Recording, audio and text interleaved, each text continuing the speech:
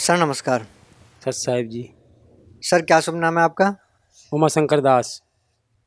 उमा शंकर दास जी, कहाँ से आए आप? बदरपुर बॉर्डर, दिल्ली से। सर संत रामपाल जी महाराज से कब से जुड़े आप? संत रामपाल जी महाराज से सन 2008 से जुड़ा हूँ। सर संत रामपाल जी महाराज के शरण में आने से पहले आप क्या भक्ति साधनाएं करते थे? संत रामपाल जी महाराज की शरण में आने से पहले मैं दुर्गा देवी की पूजा करता था और शंकर जी को भी मानता था, सारे देवी देवताओं को मानता था। और उनको मानते मानते भी मैं बहुत परेशान रहता था, मैं बीमार रहता था, मुझे सुख चैन नहीं मिलता था। सर आप संत रामपाल जी महाराज की शरण में कैसे आए? संत रामपाल जी महाराज की शरण में मैं ऐसे आए कि मैं फैक्ट्री में काम करता हूँ सिलाई का। तो वहाँ एक कपिल दास भगत जी हैं, तो वो मेरे साथ में मशीन साथ में पास में काम कर रहे थे। तो मैं दुर्गा जी की बहुत स्तुति करता था। मैं एक वंदना गाने लगा दुर्गा जी की। तो उन्होंने ये कहा कि दुर्गा जी की तुम वंदना जो गा रहे हो, जानते हो ये कौन है? हमने कि ये कौन है? ये तो जगत गुरु, जगत जननी है, जगत की माता है, इससे बढ़ के कौन है? तो उन्होंने मेरे मेरे से कहा कि मैं आपको बताता हूँ, आपको कुछ पता नहीं है। हमने कहा आप बताओ भाई। तो उन्होंने मेरे को एक बाणी बोली परमात्मा की, कबीर परमेश्वर की। उन्होंने कहा परमात्मा कबीर हैं। तो उन्होंने बाणी बोली कि माया काली नागनी अपने जाए खाए और कुंडली में छोड़े नहीं 100 बातों की बात। हमने इसका मतलब क्या है भाई? तो उन्होंने इसको मतलब बताया कि जैसे नागनी होती है और कुंडली बना करके अंडे रखती है, और जितने भी अंडे उस कुंडली के अंदर रखती है वो सबको स्वयं पैदा करती है, स्वयं मार देती है। तो मैंने उनसे कहा कि इसका कोई प्रमाण है कि हाँ प्रमाण है। हमने कहाँ प्रमाण इसका? तो उन्होंने बताया गीता अध्याय नंबर 14 के श्लोक नंबर 3 से 5 में बताया। उन्होंने गीता अध्याय नंबर 14 के 3 से 5 में कहा है कि प्रकृति तो ये सब जीवों की गर्भ धारण करने वाली माता है और मैं उसके अंदर बीज स्थापन करता हूँ, तब ये सब जीवों की उत्पत्ति होती है। तो मैं भाई इससे संतुष्ट हो गया। तो मैं उनका ज्ञान सुनने लगा। तो मैंने कि भाई ये ज्ञान आपने कहाँ से सीखा है? तो उन्होंने बताया कि मेरे गुरुजी हैं, वो ज्ञान बताते हैं मेरे को। तो मैंने कि भाई आपके गुरुजी कौन हैं? तो उन्होंने कहा मेरे संत रामपाल जी महाराज गुरुजी हैं। तो हमने कि वो कहाँ इस समय है? तो उन्होंने कहा कि इस समय वो जेल में हैं। तो हमने जेल में? हमने जेल में किस लिए हैं भाई? तो उन्होंने बताया कि ये ज्ञान की लड़ाई है। हमने कैसी ज्ञान की लड़ाई? तो उन्होंने बताया कि एक आर्य समाज है, आर्य समाज के प्रमुख हैं महर्षि दयानंद जी। उन्होंने एक सत्यार्थ प्रकाश पुस्तक की रचना की है और उस पुस्तक के अंदर बहुत गलत बातें लिखी हैं। तो उन्होंने मेरे को और ज्ञान बताया कि महर्षि दयानंद जी से किसी ने प्रश्न किया कि परमात्मा साकार है या निराकार? तो उन्होंने बताया कि परमात्मा निराकार है, परमात्मा निराकार है। तो परमात्मा निराकार है, उसकी परमात्मा की भक्ति स्तुति करने वाले कि परमात्मा पाप कर्म काट देता या नहीं? तो महर्षि दयानंद जी ने नहीं काट सकता है। और जबकि वेदों में गुरु संत रामपाल जी महाराज ने वेदों में इस चीज़ को प्रमाणित करा दिया कि परमात्मा साकार है, मानव सदृश उसका नाम कबीर है। तो उन्होंने मेरे को ये बताया कि गुरु जी ने वेदों में प्रमाण कर दिया कि परमात्मा साकार है और उसका नाम कबीर है। तो तब मेरे को समझ में आया। तो मैंने कि भाई मैं गुरुजी से नाम लेना चाहता हूँ, क्योंकि गुरुजी तो अभी जेल में है। जब गुरुजी बाहर आएंगे तो आपको हम नामदान दिला देंगे। जैसे ही गुरुजी बाहर आए उन्होंने मेरे को बताया चलो, मैं तो तुरंत गया, मैंने नामदान दीक्षा ली सतगुरु रामपाल जी महाराज से। ऐसे ही मैं शरण में आया। सर संत रामपाल जी महाराज ने जो भक्ति आपको दी है, उन भक्ति को करने से आपको क्या लाभ मिला? सतगुरु रामपाल जी महाराज ने जो मुझे भक्ति दी है, उस भक्ति से मुझे तुरंत, मैं जो बीमार रहता था, मेरे अंदर जो बीमारी थी, टीबी की शिकायत हो गई थी, इलाज कराने से भी सही नहीं हुई थी, तो वो मैं जब नाम मंत्र किए मैंने, तो उस मंत्रों के जाप से मेरी वो बीमारी, जो शरीर की कष्ट था, वो मेरे दूर हो गया। और एक बार मेरे को जो कि चिकनगुनिया हो गई। चिकनगुनिया एक रोग होता है, अगर चलता है तो आदमी गिर पड़ता है। तो डॉक्टर ने ये कहा था कि आपको 3 महीना इलाज कराना पड़ेगा। और मेरे पास पैसे नहीं थे, तो मैं डॉक्टर से कहा भाई मैं गरीब आदमी हूँ, मैं इलाज। तो उसने ये कहा कि पहली बात तो मैं आपको दवा दे नहीं सकता, बड़ा डॉक्टर आएगा शुक्रवार को, वो दवा देगा। तो हमने कि भाई हम गरीब आदमी। एक दिन मैंने वहाँ मालिक का स्मरण किया, अब मैं बैठे बैठे सोचता रहा। मैंने कहा भाई आप, हम गरीब आदमी हूँ, हमारे पास पैसा इतना है नहीं, आप मेरे को दवा दे दो जो जो देना चाहो। तो मैं एक देर में सोचता रहा, थोड़ी देर तक वो बोला तू ऐसे चला कैसे आया, ये ऐसा रोग है कि इसमें एक डग नहीं रख सकते। लेकिन मैं जानता था कि सतगुरु रामपाल जी महाराज की कृपा है, इसलिए मैं यहाँ तक आ गया कि वो ऐसा रोग, वो खुद कह रहा डॉक्टर कि मेरे को ये रोग हो गया था, तो मैं 3 महीना इलाज कराया मैंने, और मैं एक डग नहीं चल पाया था इस रोग में, और तेरे को तू कैसे चलाया यहाँ तक। तो मैंने मन ही मन में सोचा हमने कि सतगुरु रामपाल जी महाराज वो तो परम संत हैं, पूर्ण संत हैं, तो उन्हीं के पावर से चल रहा हूँ मैं। तो थोड़ी देर उसने सोचा, चल भाई हम एक हफ्ता तेरे को दवा देता हूँ, अगर इससे हो जाए सही तो बढ़िया है, ना फिर बड़ा डॉक्टर दवा देगा। तो मैंने एक हफ्ता वो दवा खाई, मात्र एक हफ्ता में ही बिल्कुल मैं स्वस्थ हो गया, और मैंने 3 महीना फिर इलाज नहीं कराया, अपने 8 दिन की दवाई से ही मैं सही हो गया। यही मेरे को लाभ हुआ। और दूसरा लाभ यह हुआ कि मेरी बहन जो थी, वो जब मुझे संत रामपाल जी महाराज का ज्ञान हो गया, तो मैं अपनी बहन को चेष्टा की, मैंने अपनी बहन को भी बताने की चेष्टा की। तो मेरी बहन बहुत साथ भक्ति करती थी, दुर्गा देवी की, शंकर भगवान की, विष्णु भगवान की, कई मंदिरों में जाना। और फिर उन्होंने मेरी बात नहीं मान करके जो कि एक गुरु के पास चली गई, जो जय भोले बाबा हैं एटा के अंदर, उनके पास उन्होंने नाम ले लिया। तो वो भक्ति करते करते पागल हो गई। जब पागल हो गई तो मेरे पास फ़ोन नहीं किया मेरे भानेज ने। अब उसने इलाज कराया, सारे देवी देवताओं के पास चला गया, मतलब जहाँ भी उन्होंने जिसने बताया जहाँ भी गया तमाम, उन्हें कुल मिलाकर के बर्बाद हो गए। बीमारी इलाज कराते कराते बर्बाद हो गए, सब इलाज करा रखा, कहीं सही नहीं हुए। बाद में मेरे को फ़ोन किया कि मामा आप आ जाओ, मम्मी बहुत परेशान, हम तो लोग कुछ सो नहीं पाते हैं, ना खाती है ना कुछ पीती हैं। तो हमने कि देख लो देवी देवताओं की पूजा करने से क्या लाभ मिलता है। मेरे गुरुजी खुद बताते हैं कि जो गीता अध्याय नंबर 16 के श्लोक नंबर 23 में गुरुजी ने बताया कि जो मनुष्य शास्त्र विधि त्याग करके मनमाना आचल पूजा करता है, ना वो परम गति को प्राप्त होता है ना सुख को, वो व्यर्थ है। फिर 24वें में कहा है कि इसलिए अर्जुन कर्तव्य की व्यवस्था में तेरे लिए शास्त्रीय प्रमाण है, जो शास्त्रों में जो साधना लिखी उसके अनुसार साधना करी जाएगी, तब ये तुम्हारे रोग कष्ट दूर होंगे। तो ये शास्त्र विरुद्ध साधना जितनी भी हैं, जो शास्त्र विरुद्ध साधना है, इसलिए आपको लाभ नहीं मिल रहा। मेरे गुरुदेव जो हैं पूर्ण संत हैं, तत्वदर्शी संत हैं, वो उनसे लाभ लेने से क्यों लाभ मिलता है, क्योंकि वो परम संत हैं। और जितने भी गुरु हैं जैसे शास्त्र विरुद्ध त्याग करके मनमाना आचरण पूजा करवाते, इसलिए इनसे लाभ नहीं मिलता है।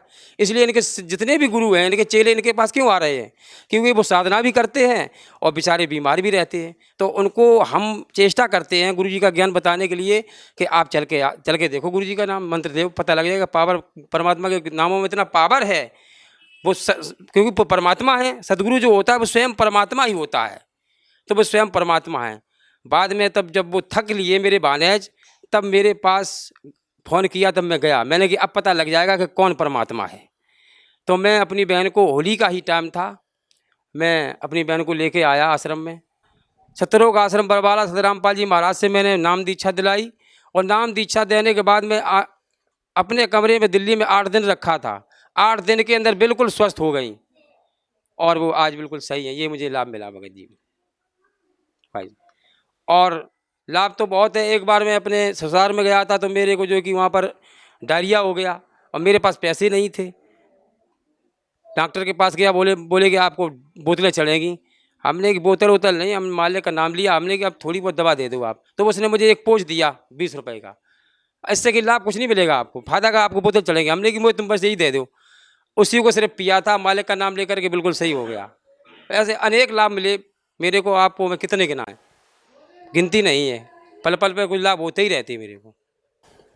सर कुछ लोगों द्वारा ऐसा कहा जाता है कि संत रामपाल जी महाराज सभी देव देवताओं की भक्ति छुड़वाते हैं। सर आप क्या कहना चाहेंगे, क्या संत रामपाल जी महाराज सभी देव देवताओं की भक्ति छुड़वाते हैं? संत रामपाल जी महाराज भक्ति छुड़ाते नहीं है, सतभक्ति को बताते हैं।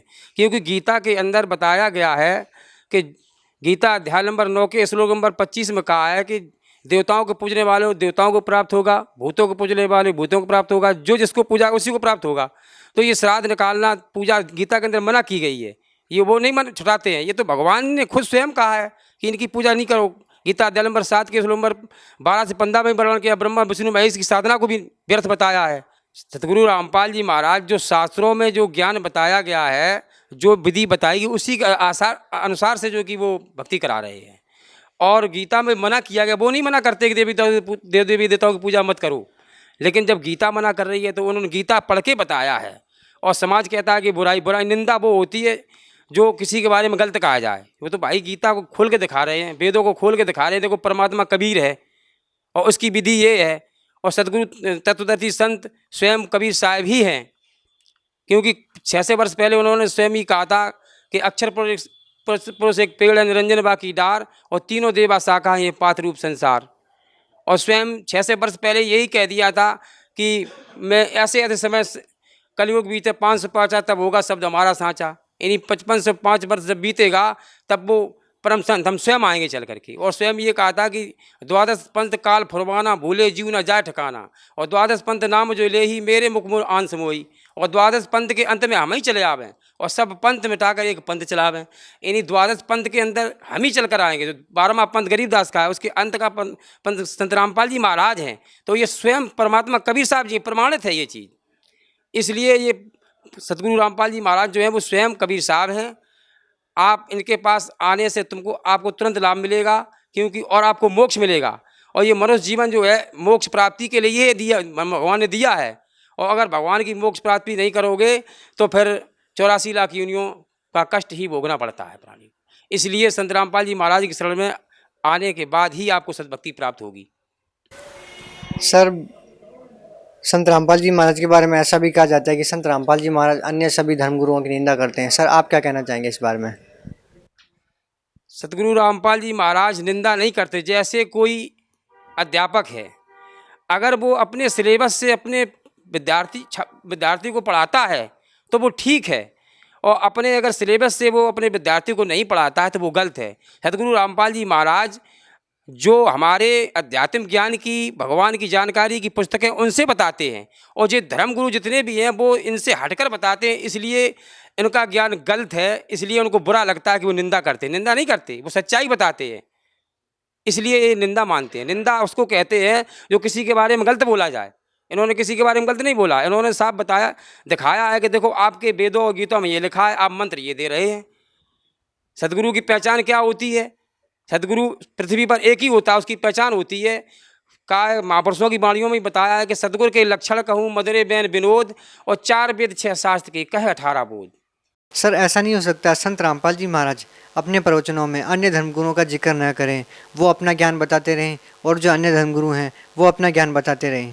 इस बारे में यह कहना चाहूँगा, जैसे कोई भी टीचर है, किसी ने अगर गलत पढ़ा दिया है तो दूसरा टीचर का कर्तव्य बनता है कि उसकी सही करवाए।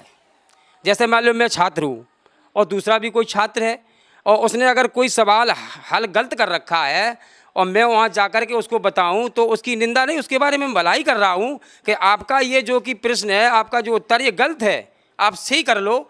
यही संत रामपाल जी महाराज बता रहे हैं कि भाई आपकी जो साधना है वो शास्त्र विरुद्ध है, आप सीधी कर लो। इसको निंदा कहते हैं लोग। निंदा नहीं, निंदा तो आप कर रहे हैं जो भगवान से परिचित नहीं है और भगवान के मार्ग से भटका रहे हैं। और जो भगवान के मार्ग से भटकाता है उससे बढ़कर कोई दुश्मन नहीं है इस पृथ्वी पर। सबसे बड़ा दुश्मन वही है जो भगवान से दूर करे। भगवान के बारे में आपको जब जानकारी नहीं है तो क्यों समाज को भटका रहे हैं आप? सबसे पहले अपने शास्त्रों को समझें कि हमारे शास्त्रों में लिखा क्या है। संत रामपाल जी महाराज पूर्ण संत हैं, अगर किसी के पास ज्ञान है तो सामने जवाब क्यों नहीं दिया अभी तक? सर अभी आपने कहा कि संत रामपाल जी महाराज पूर्ण संत हैं, तो सर भगत समाज इस बात का निर्णय कैसे करे कि कौन है पूर्ण संत? सर पूर्ण संत की क्या पहचान है? पूर्ण संत की पहचान गीता जी के अंदर बताई गई है। गीता अध्याय नंबर 15 के श्लोक नंबर 1 से 3-4 तक वर्णन किया है कि जो उल्टे वृक्ष के बारे में ऊर्ध्व मूलम अधः शाखम, जो ऊपर को जड़ वाला और नीचे को शाखा वाला, जो जड़ से लेकर के पत्तों तक का पूर्ण ज्ञान बता देगा भिन्न भिन्न करके वेदों में प्रमाण दे करके, वो तत्वदर्शी संत है। और वो ज्ञान सतगुरु रामपाल जी महाराज के अतिरिक्त इस विश्व में किसी ने नहीं दे पाया। अगर दे पाया हो तो जवाब दे आज तक। और ये तो गीता के अंदर भी प्रमाण है, और जो कि महापुरुषों की वाणियों में प्रमाण है। कहा है कि सतगुरु के लक्षण कहूँ मधुरे बैन विनोद, और 4 वेद 6 शास्त्र कहे 18 बोध। ये सतगुरु की पहचान है, सीधी सीधी पहचान है। जो शास्त्रों से ज्ञान देता है वो परम संत है, और जिसको हटके देता है वो नकली है। सीधी पहचान। जी हम आपसे ये एक बात तो यहाँ पे ये भी जानना चाहेंगे कि सर अमूमन देखा जाता है कि आज का जो ज़माना है, जो टेक्नोलॉजी के ज़माने में कोई भी हमारे धर्मशास्त्रों के बारे में इतनी मतलब रुचि नहीं रखते। जो आज की जो युवा पीढ़ी है वो धर्मशास्त्रों के बारे में नहीं जानती, लेकिन जो संत रामपाल जी महाराज जी के जो शिष्य हैं वो वेदों शास्त्रों के बारे में बहुत गहरी जानकारी रखते हैं। सर इसका क्या कारण है? क्योंकि सदगुरु रामपाल जी महाराज सारे शास्त्रों का निचोड़ बताते हैं और शास्त्रों से ही पढ़ाते हैं। अब जब बच्चा को पढ़ाया जाएगा तो वही सीखेगा।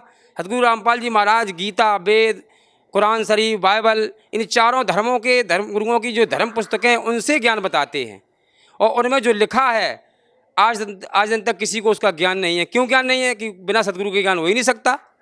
सदगुरु जो होता है वही सदगुरु सच्चा ज्ञान दे सकता है और कोई नहीं दे सकता। क्या सर ऐसा नहीं हो सकता कि किसी को भी गुरु बना ले और भक्ति करने लग जाएं? सर संत रामपाल जी महाराज से नाम दीक्षा क्यों लें?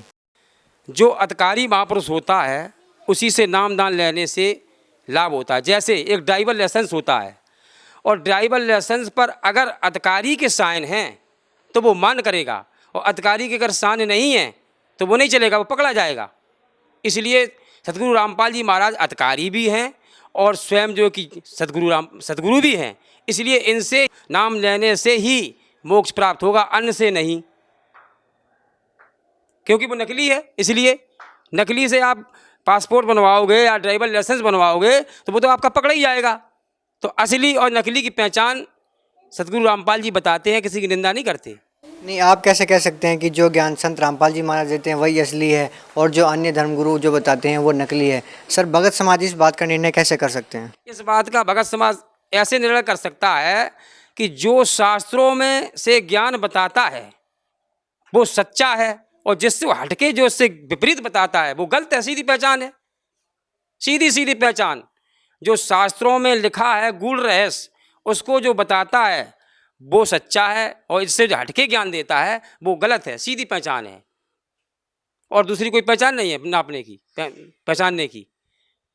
सर आप भगत समाज को क्या संदेश देना चाहेंगे? भगत समाज को संदेश में क्या देना चाहता हूँ, मैं हाथ जोड़कर प्रार्थना करना चाहता हूँ जितने भी हमारे विश्व के धर्म गुरु हैं, चाहे हिंदू हो, चाहे मुसलमान हो, चाहे सिख हो, चाहे ईसाई हो, हिंदू धर्म की पवित्र गीता जी के अंदर जो लिखा है हमारे आज दिन तक धर्म गुरुओं को पता नहीं है। क्यों नहीं है? क्योंकि इसका कारण है आपका क्योंकि वो तत्व संत ही बताता है। वो सतगुरु जो होता है वो ही सच्चा ज्ञान दे सकता है और वो गूढ़ रहस्य को वही बताता है, क्योंकि परमात्मा ही स्वयं आकर के सच्चा ज्ञान देता है और प्रमाणित कराता है। इसलिए सब भक्त समाज से मेरी हाथ जोड़कर प्रार्थना है कि परमात्मा, कोई किसी से पूछो, किसी भी धर्म गुरु से पूछो कि परमात्मा कैसा है तो वो कहते परमात्मा निराकार है, जबकि हमारे शास्त्रों में लिखा है कि परमात्मा साकार है और मानस सदृश्य उसका नाम कबीर है, वो सतलोक में रहता है। वेदों में भी लिखा है, ऋग्वेद मंडल नंबर 9 सूक्त नंबर 86 के मंत्र नंबर 26-27 में वर्णन है कि वो परमात्मा राजा के समान देखने योग्य है और ये कह रहे परमात्मा निराकार है, क्योंकि इनको ज्ञान नहीं है शास्त्रों का, इसलिए निराकार कह रहे हैं। और जो कि कुरान शरीफ में भी लिखा हुआ है कि सूरज फुरकानी नंबर 25 आयत नंबर 52 से 59 में वर्णन है कि जो कि ज़मीन से लेकर के आसमान के बीच में जो कुछ भी है उस परमात्मा, उस अल्लाह ने 6 दिन में बनाया और 7वें दिन तकत पे जाब राजा। वो अल्लाह बड़ा रहमान है, उसकी खबर किसी बाखबर से पूछ के देखो, इन्हीं वो बाखबर तत्वदर्शी संत से पूछो, वो बताएगा। वो अल्लाह बड़ा रहमान है, वो अल्लाह कबीर है, इबादत कबीरा, पूजा के योग वो कबीर परमेश्वर है। ये हमारे कुरान शरीफ में लिखा है। तो इनको किसी को पता ही नहीं है ज्ञान, क्योंकि सदगुरु बिना ज्ञान नहीं हो सकता। सर बरवाला की घटना के बाद संत रामपाल जी महाराज अभी जेल में हैं, तो सर आज आपका उनके प्रति कैसी आस्था है? सदगुरु रामपाल जी महाराज जेल में हैं उससे मुझे कोई मतलब नहीं, वो परमात्मा एक लीला करते हैं। क्योंकि कबीर साहब ने 600 वर्ष पहले ये बताया था कि मम संत जानना मेरा ही स्वरूपम, जो मम संत सत शब्द दड़ावे बाके संग सबराल बढ़ावे। ये पहचान बताई थी कबीर साहब जी ने कि जिस समय मेरा परम संत जाएगा, अब अपने को छपाते हैं कबीर परमेश्वर स्वयं परमात्मा ही हैं, कहा था कि जो मम संत सत्य शब्द दड़ावे बाके संग सबराल बढ़ावे, उसके संग लड़ाई करेंगे, उससे द्वेष करेंगे। और यही गीता में कहा है कि जब जब धर्म की हानि होती है और अधर्म की वृद्धि होती है, वो पूर्ण परमात्मा स्वयं ही आकर के जो कि जो ज्ञान ज्ञानियों द्वारा बिगाड़ दिया जाता है, स्वयं उसकी स्थापना करता है और वो स्वयं पूर्ण परमात्मा होता है। तो ये तो पहचान है सतगुरु की। सर, जो नए साधक संत रामपाल जी महाराज से जुड़ना चाहते हैं वो संत रामपाल जी महाराज से कैसे जुड़ सकते हैं? संत रामपाल जी महाराज से अगर जुड़ना चाहते हैं तो साधना चैनल आता है, उस पर जो कि परमात्मा कबीर सतगुरु रामपाल जी महाराज का 7:40 पर प्रोग्राम आता है। उसके नीचे जो कि नीचे उसके हेडिंग में नीचे आता है नंबर, फ़ोन नंबर, उस पर आप फ़ोन करके पता कर सकते हैं। पूरी जानकारी आपको मिल जाएगी, आपको नाम दीक्षा प्राप्त हो जाएगी। सर बहुत बहुत धन्यवाद आपका। सत साई।